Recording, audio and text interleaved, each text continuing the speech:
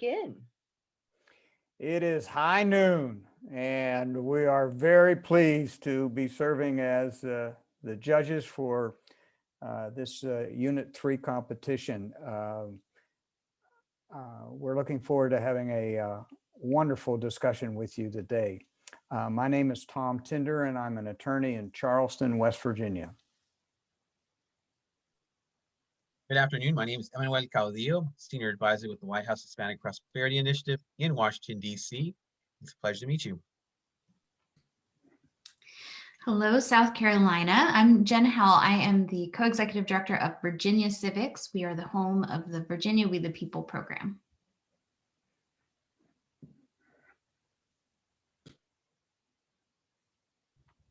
My name is Sadie Case. I'm Sophia Obiena. And I'm Anna Morose. And your teacher is? BJ DeServo. Great. All right, let me read the question to you. Today we're going to do question number 1. In the Virginia plan, James Madison proposed proportional representation in both houses of Congress. The delegates rejected Madison's proposal in favor of the Great Compromise. What is the Great Compromise and how was it justified? Do you think the founders' justification is acceptable today? Why or why not? What are the advantages and disadvantages of equal representation in the Senate? And what are the advantages and disadvantages of changing the Senate to proportional representation? You may begin. The Connecticut Compromise was an agreement that the states reached during the Constitutional Convention of 1787. It defined the legislative structure and representation that each state would have under the United States Constitution. James Madison wrote, "The first step to be taken is a change in representation." Madison believed that the only way to temper the excesses of democracy was to widen the sphere of political conflict. The Connecticut or Great Compromise combined aspects of 2 plans, the Virginia Plan and the New Jersey Plan. The idea taken from the Virginia Plan provided larger states proportional representation to their populations and was exemplified by the House of Representatives. Similarly, the idea from the New Jersey Plan provided smaller states an equal voice, as was exemplified by the equally distributed United States Senate. The justification for the Connecticut Compromise was so small states could receive equal representation in the Senate in order to protect their interests, while the large states could control the House of Representatives with its powers over taxation and government spending. Today's nation is much larger and more diverse than the framers ever could have imagined. As a result, the Great Compromise is essential for protecting every voice, even voices from the smallest states. The impact of equal representation allows for the residents of least populous states to have an opportunity to influence national affairs. Giving only 2 Senate votes per state ensures that no state can overpower another. This ensures that no state's voice is void when ratifying treaties, confirming nominations, or engaging in other Senate duties. Basing representation equally in the Senate allows for every act in the Senate to be fair. For example, Supreme Court Justice Brett Kavanaugh's appointment would have gone much different if it was based on proportional representation, as larger states' opinions would have overpowered the smaller states' opinions and changed the course of confirmation. Changing the Senate to be proportional representation would be beneficial to largely populated states and majority. According to Akishba, half of the current U.S. population lives in 9 states. Those 50% only get 18 senators, while the other 50% get 82 senators. For example, Virginia has a population of 8,412,000, while Wyoming has a population of 585,501. The imbalance of power favoring smaller states in the Senate means that the interest in those states, such as mining in West Virginia or hog farming in Iowa, are more likely to get attention and money from federal officials.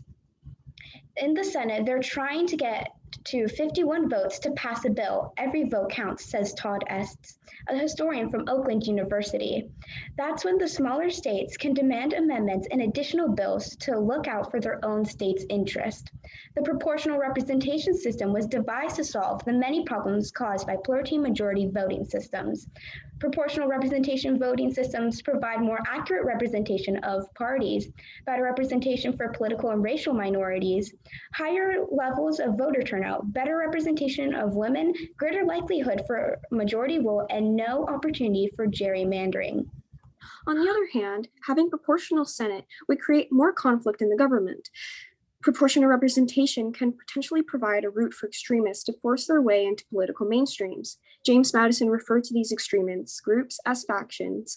If states were willing to amend proportional representation in the Senate, not only would the smaller states disenfranchise themselves, but it would also create a procedural defect in the Senate. Article 5 of the Constitution provides that no state be denied equal representation in the Senate. Changing the Senate to proportional representation system would be unconstitutional. This would make any amendment to change the Senate be proportionally represented or whatever legislation they passed under proportional representation. We just have a little bit more left. May I finish this one tiny piece? Go. Okay. Yes, ma'am. Unless they're previously amended this proportion to the Constitution. Thank you. We have now some questions for you. You talked about political parties and factions. We have currently 2 major political parties in the United States. Do you think we should have more major political parties? Why or why not? I believe we should have more political parties in the United States. Because we only focus on 2 political parties, we aren't giving a say to many of the minorities in our country who may believe other things. And because of this, we should be getting more political parties active and have more representation in our government because of this. I disagree with my partner. I believe that 2 political parties is enough. As Washington stated, he only wanted 1 political party. In Federalist Paper 10, he speaks on the problem of factions.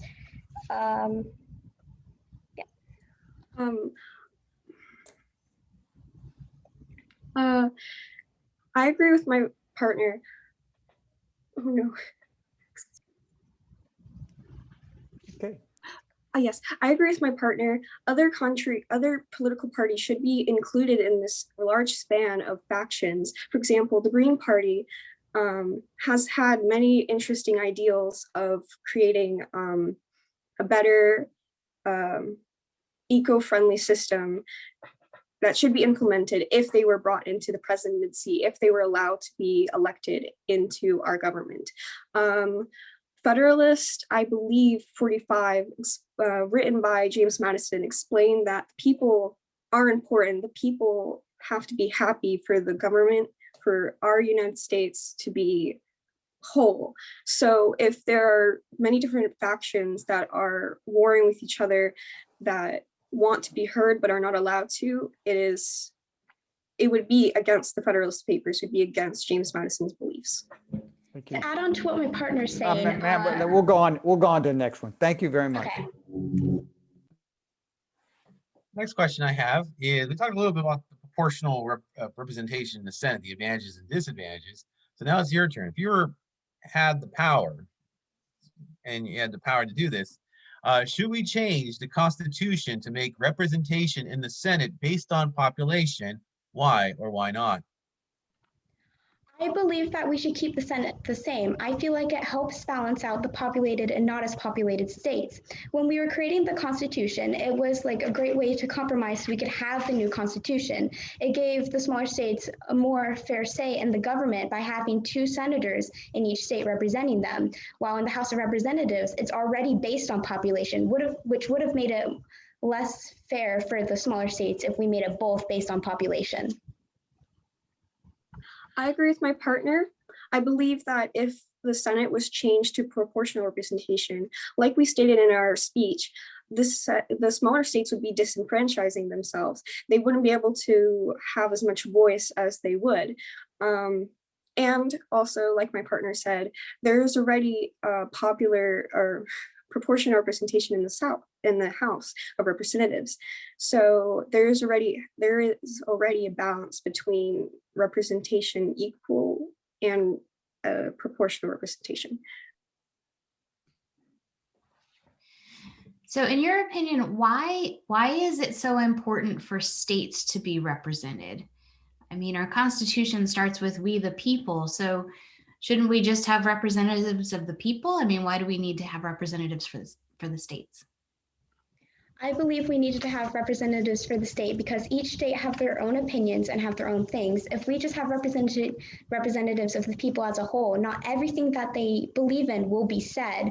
And because of this, it makes the system more fair if we have representatives for just small portions of people who believe in the same or similar things. I agree with my partner. I believe that states as a whole should be represented, because if we were focusing more on people, then it'd be hard to decide on a decision.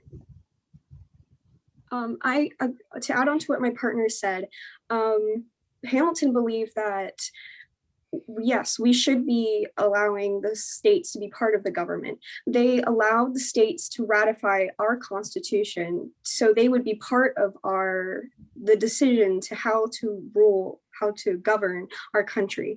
Also, to add on again, our U.S. Capitol, Washington, D.C., just asked the government to become an actual state because they have been paying the most taxes out of all the states in our country.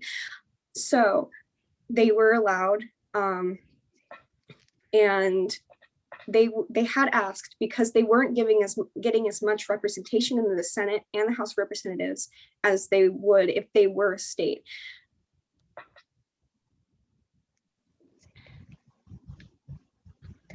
To add on to what my partner's saying, if we have representatives with the state instead of the people as a whole, it would be more equal because more states have larger populations, and because of this, if it was just like the people as a whole, they wouldn't have as much of a say. Let me ask this question. One of our states, Nebraska, has just one house, one legislative body. Whereas our federal government, of course, as you've told us through the Great Compromises, has both a House and the Senate. Why do you think that other states have not followed Nebraska? Do you think that they should, and we should just have unicameral legislatures in our state?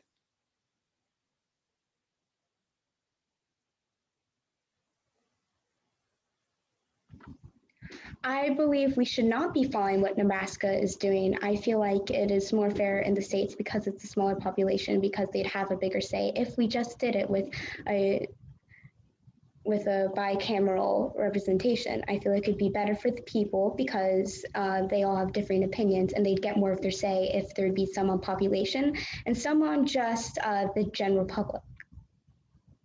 I agree. To add on to what my partner said, Federalist 61 states that there must be 2 senators per state in the government.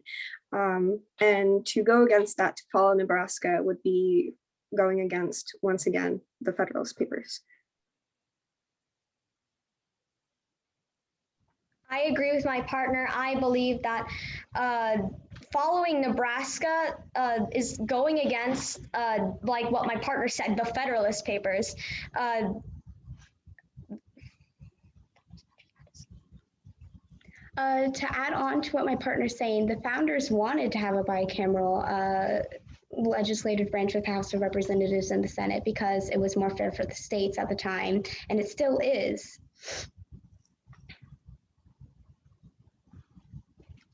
We have to throw, never mind.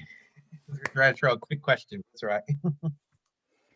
Okay, we now have some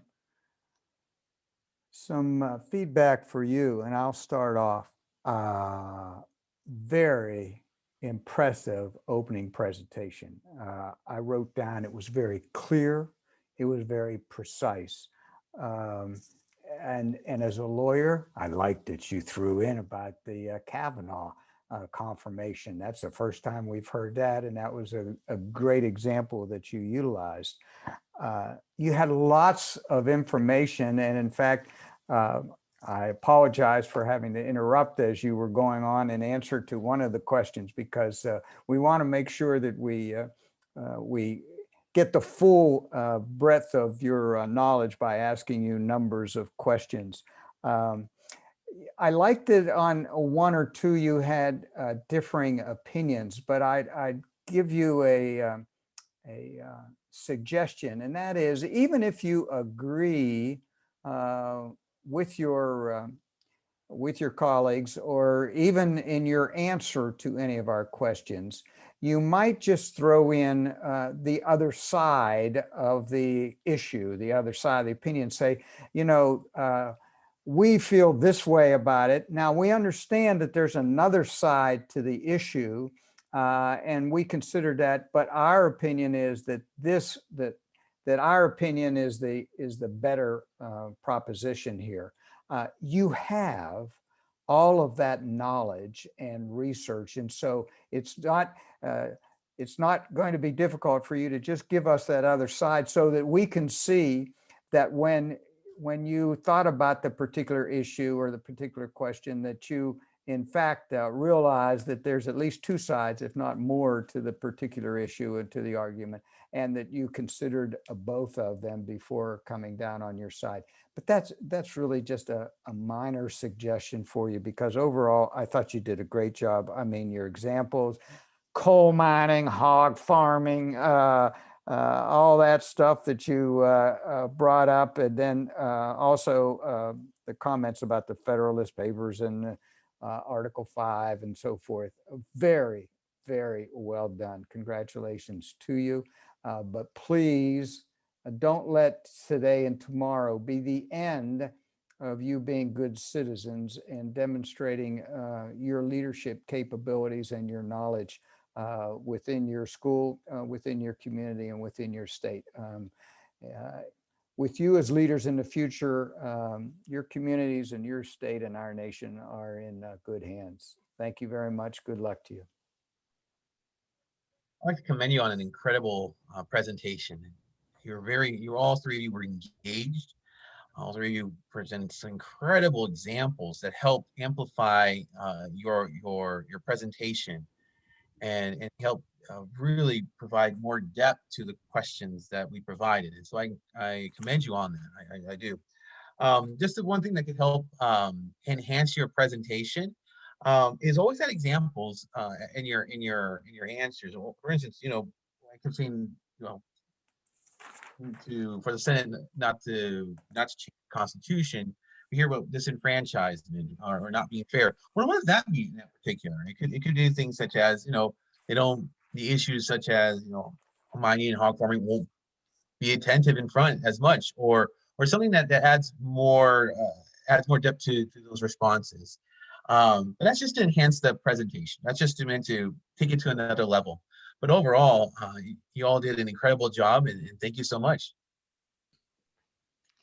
Yeah, I completely agree. So I was sitting here during your opening statement just thinking, wow, like they've really thought about how these, what can seem like just super theoretical ideas, they've really thought about how this has an impact, right? It's not just something that the founders, thought of, and it's just a system that we have that doesn't have any consequences. I mean, you thought it through, and you thought about how it actually affects individual people. And that's, I thought that it was just really, really well thought out, really well constructed. I really enjoyed our conversation and the follow-up as well.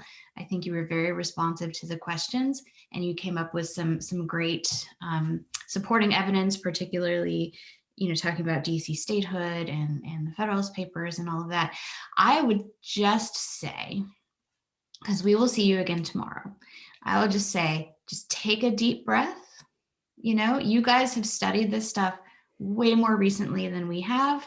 I mean, you know it, you clearly know it. So just take a deep breath relax a little bit. You now know us. You now know that, we're not going to bite you. So tomorrow I am really excited to have another conversation with you, and just good job, guys, really.